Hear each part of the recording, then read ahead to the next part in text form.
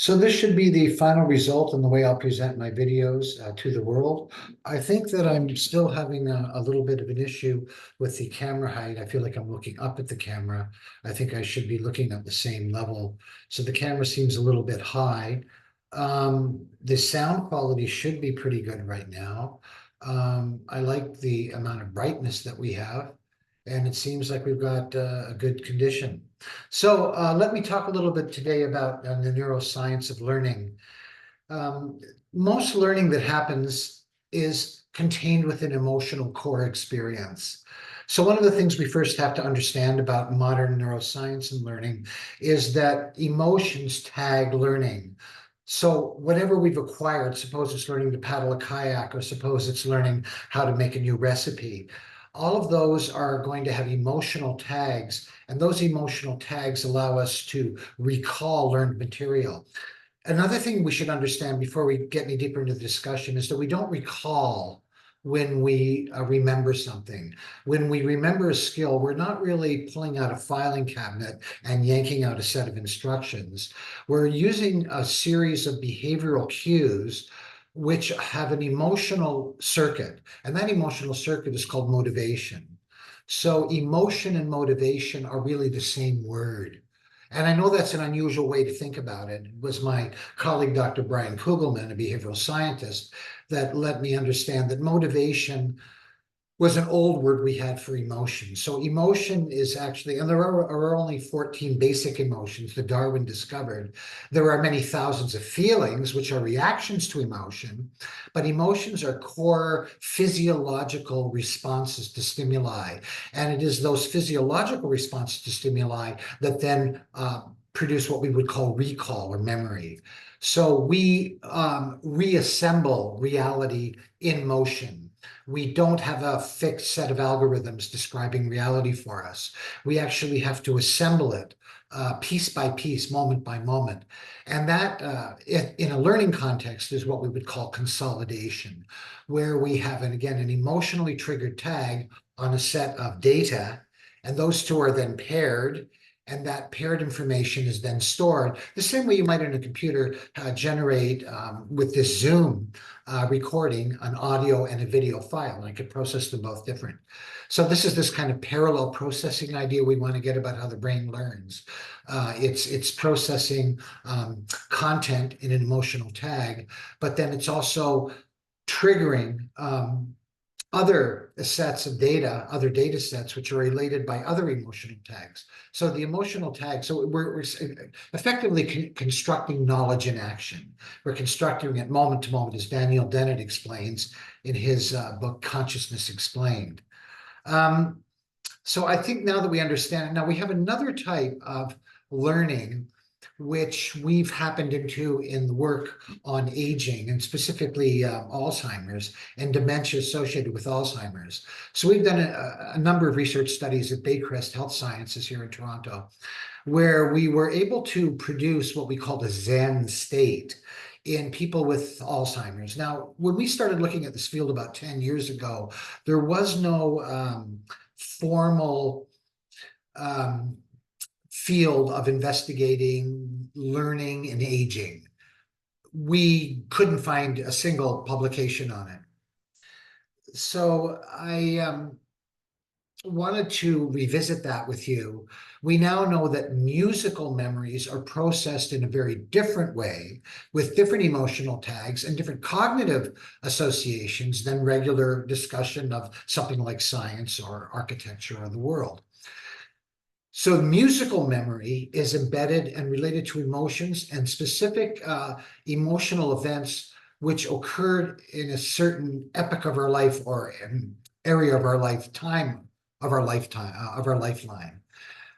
We find in dementia, it's well known that the memories that are evoked in Alzheimer's patients, when they are evoked, and music is one way to evoke them, is the point I'm trying to say, that musical memory is able to evoke emotions or memories that aren't really available without musical stimulation.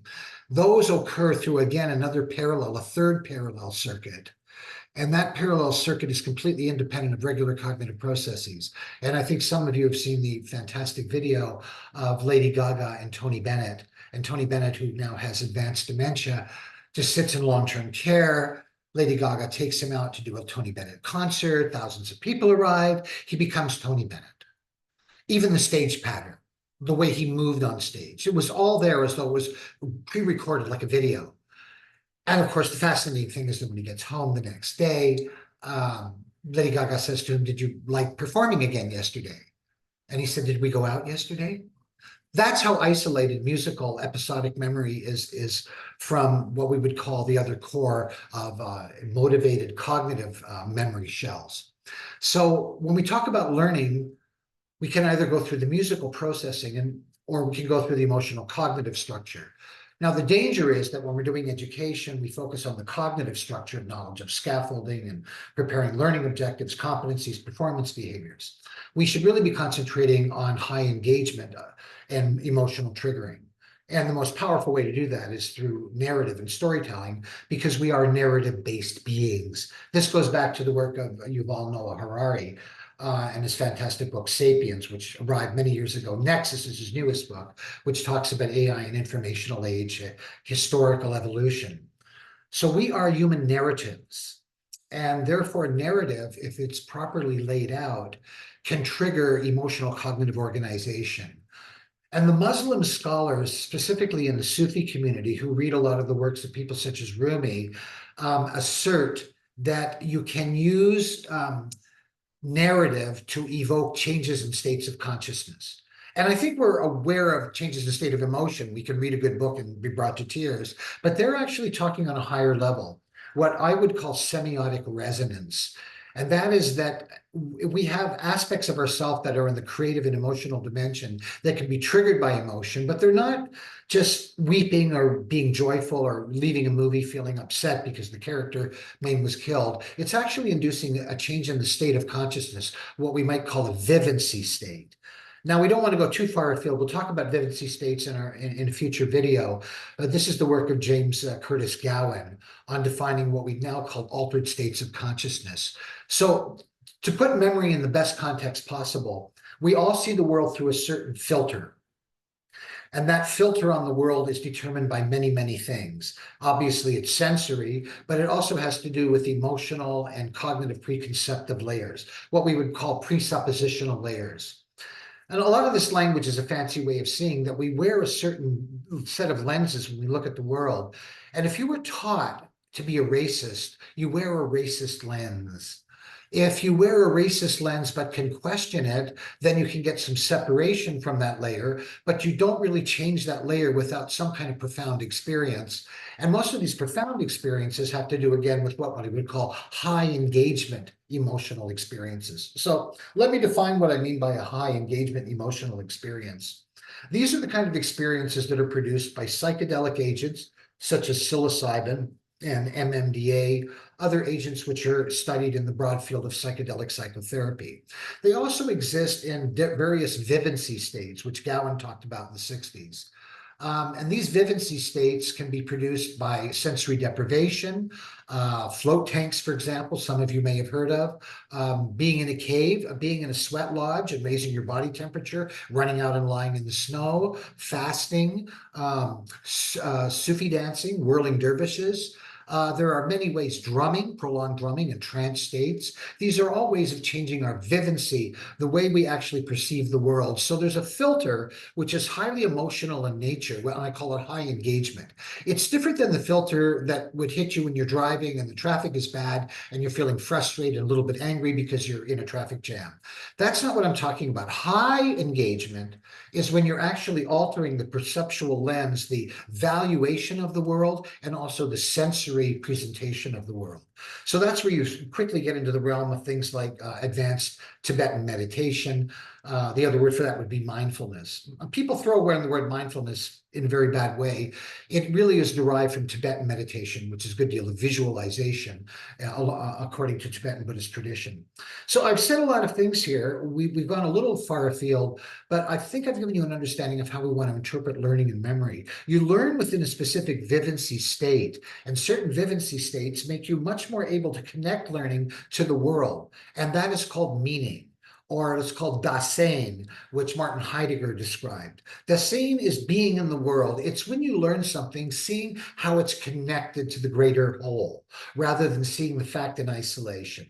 And the best examples of that might be seen in Canadian First Nations storytelling, where if you were a traditional Indigenous Cree student, and you came into science education in the university system, which many do, you might study how the cell phone works as a more Western trained individual. But if you were from the Cree tradition, you would be asking how this device connects to the greater world. How many minerals are in this? Approximately, there's between 25 to 40 minerals in each cell phone. You would ask who got the minerals?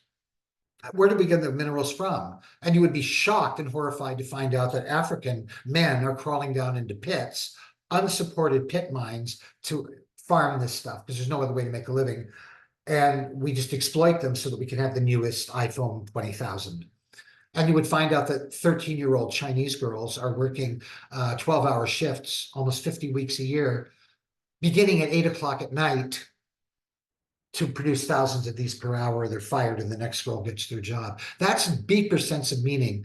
So that is what I'm talking about when I get into high emotional engagement. It doesn't ask, how does a cell phone work? It looks at the meaning of the dasein, the beingness of the cell phone. And that forms a relationship with self, so that we can, if we're learning medicine, have the suffering of patients become part of our life world, have the joy of a clinical trial going successfully as part of our world. So this idea of finding greater meaning in the world, again, is something we can unpack from the ancient Islamic tradition of what they call khayal, or this idea of narrative unmasking of the unconscious. It's deep stuff, and it's going to get even more interesting. We'll see you for the next video. This is David Chandras signing off.